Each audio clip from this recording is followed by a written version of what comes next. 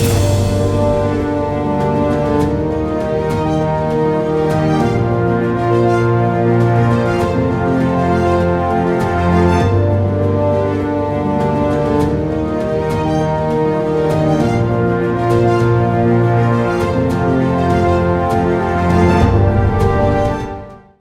मज़ार शहीद वतन नवाब मजरू खां की हैं। ये मज़ार और कब्रिस्तान में लगा ये पेड़ नवाब मजरू खां की शहादत की कहानी बयां करता है। यहाँ आने वाला हर व्यक्ति को ये कहानी बताती है कैसे नवाब मजरू खां ने अंग्रेज़ी हुकूमत को ललकारा था और कैसे अंग्रेज़ी हुकूमत को उखाड़ फेंकने में नवाब मजरू खां ने अहम भूमिका निभाई थी और अंग्रेज़ी हुकूमत ने ही उन्हें बड़ी ही बेरहमी से मौत के घाट उतार दिया था। मज़ार पर लिखे ये शब्द बताते हैं कि मुल्क की आज़ादी के लिए कैसे नवाब मजरू खां ने शहादत की कहानी लिखी थी। देखिए, नवाब मजरू खां साहब यहाँ मुरादाबाद के रहने वाले थे और बहुत दौलतमंद शख्स थे।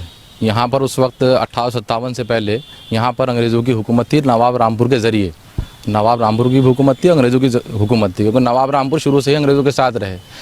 लेकिन 3 जून को 1857 3 जून को नवाब साहब ने अपने साथियों के साथ, इनकलाबी साथियों के साथ मिलकर यहाँ से अंग्रेज़ों को मार मार कर भगा दिया था। जो रामपुर नवाब की मदद से अंग्रेज़ नैनीताल भाग गए और वहीं रहे। लेकिन बदकिस्मती से रामपुर नवाब की गद्दारियों की वजह से और लगातार यहाँ पर इनकलाबियों पर हो रहे हमलों की वजह से जब फ़िरोज़ शाह यहाँ पर आए, बहादुर शाह ज़फ़र के बेटे, उन्होंने यहाँ पे लोगों ने हलफ उठाया उनके ऊपर कि नवाब साहब के यहाँ के नाजिम रहेंगे और बहादुर शाह ज़फ़र के नेतृत्व में ये लड़ाई लगातार जारी रहेगी।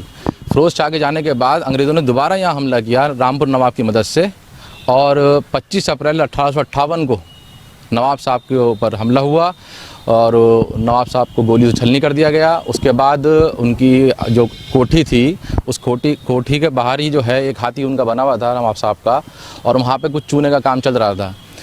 तो नवाब साहब की लाश को उन्होंने चूने के भट्टे में डाला, गड्ढा खोद के वहीं पर ही, और उस लाश को हाथी के पाँव से बनवाकर पूरे शहर में घुमाया, ताकि अंग्रेज़ ये मैसेज देना चाहते थे कि जो इनकलाबियों का सरदार है मुरादाबाद में, उनका उन्होंने क्या हश्र किया है, वो ये मैसेज देना चाहते थे। और उनकी लाश को, जो बचे कुचे उनके अंश थे, वो गलशहीद पे चौराहे पर यहाँ फेंक गए।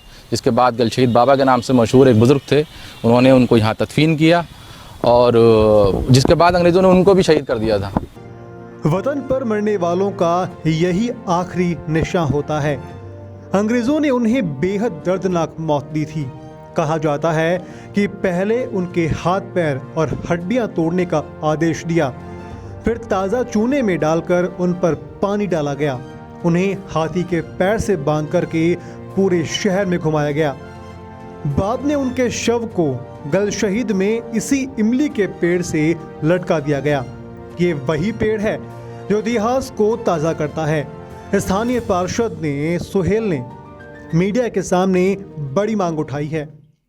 यहाँ पर जितने भी गलशहीद में जो बुज़ुर्ग और सरपरस्त लोग थे, एक कच्ची छोटी ईंट की कब्र थी, बहुत छोटी ईंट की कब्र थी, जिसको ये बुनियाद रखी गई थी कि नवाब मजरू खां साहब की कच्ची कब्र, उस कच्ची कब्र को बनवाने के लिए हमने नगर निगम से, जब उस टाइम संदीप अग्रवाल जी विधायक हुआ करते थे, उन्होंने कुछ अपनी विधायक निधि से, और जब हम मेंबर बने उसके बाद में हमने इसका सुंदरीकरण कराना ही शुरू कर दिया रेगुलर। जब से आज तक हम इसका नवाब मजरू खां साहब के मज़ार का व उनके इमली के पेड़ का और नवाब मजरू खां के जो गलशहीद चौराहे पर उनका एक बोर्ड लगा है, शहीद आज़म नवाब मजरू खां, उसका सुंदरीकरण, उसकी देखरेख हम लगातार मुस्तकिल इसलिए रखते रहते हैं कि एक नवाब मजरू खां साहब की तारीख की गवाह रहे और याद रहे और तारीख पहचानी जाए।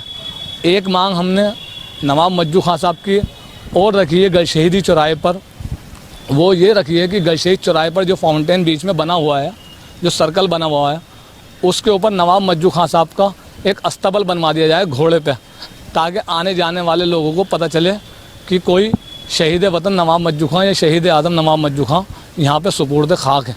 नवाब मजजू खां के बलिदान को लोग याद रखें। इसके लिए स्थानीय पार्षद चाहते हैं कि चौराहे पर घोड़े पर सवार नवाब मजजू खां की प्रतिमा बनाई जाए ताकि लोग नवाब मजजू खां के बलिदान को याद रख सकें।